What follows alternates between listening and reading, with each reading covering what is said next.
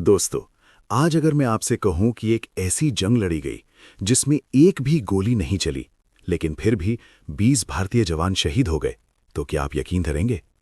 लेकिन यही सच है और इसी सच पर आधारित है बैटल ऑफ गलवान का टीजर। आज इस वीडियो में हम बात करेंगे गलवान वैली क्लैश का असली बैकग्राउंड, टीजर क्या दिखाता है और क्या नहीं, और क्या यह फिल्म सिर्फ देशभक्ति है या अनकंफर्टेबल रियलिटी।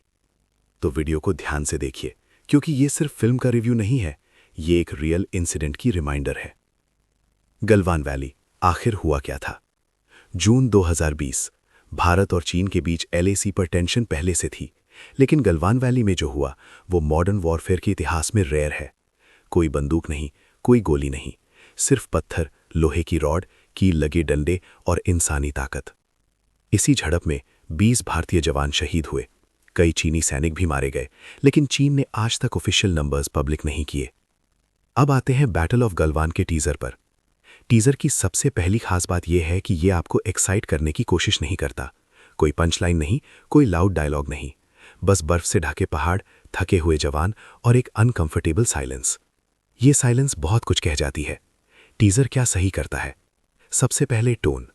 अगर आपने उरी द सर्जिकल स्ट्राइक या शेरशाह देखी है तो वहां हीरोइज्म को सेलिब्रेट किया गया था, लेकिन बैटल ऑफ गलवान का टीजर हीरो नहीं, सिचुएशन दिखाता है।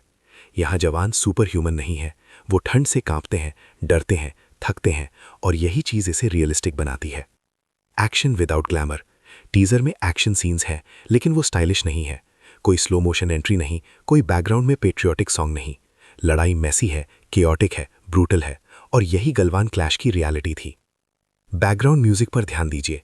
म्यूजिक आपको गूज़बम्स देने के लिए नहीं है, बल्कि एंग्जाइटी क्रिएट करता है। आपको अच्छा फील नहीं होता, आप अनकंफर्टेबल फील करते हैं, और शायद मेकर्स यही चाहते हैं, क्योंकि युद्ध ग्लैमरस नहीं होता, वो अगली होता है।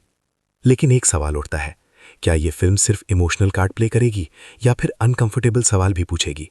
जैसे LAC पर क्लैरिटी क्यों नहीं थी, हाथापाई तक हालात कैसे पहुंचे, और क्या डिप्लोमेसी फेल हुई थी?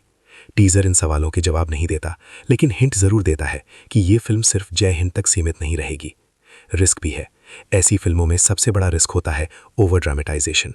अगर मेकर्स ने excessive nationalism, unnecessary villain portrayal या फेक हीरो मोमेंट्स डाल दिए तो इम्पैक्ट डाइल्यूट हो जाएगा। लेकिन टीजर देखकर लगता है कि मेकर्स ने रिस्ट्रेंट चुना है।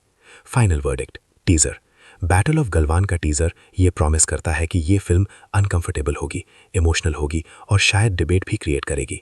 ये फैमिली एंटरटेनर नहीं है, ये पॉपकॉर्न मूवी नहीं है, ये उन फिल्मों में से है जो खत्म होने के बाद आपको चुप कर देती हैं। Last line. गलवान वैली की लड़ाई इतिहास में इसलिए नहीं जानी जाएगी क्योंकि वो जीती गई, बल्कि इसलिए क्योंकि वो बिना गोली चले लड़ी गई सबसे खतरनाक जंग थी। और अगर बैटल ऑफ गलवान उस सच्चाई को ईमानदारी से दिखा पाती है तो ये सिर्फ फिल्म नहीं, एक रिमाइंडर होगी।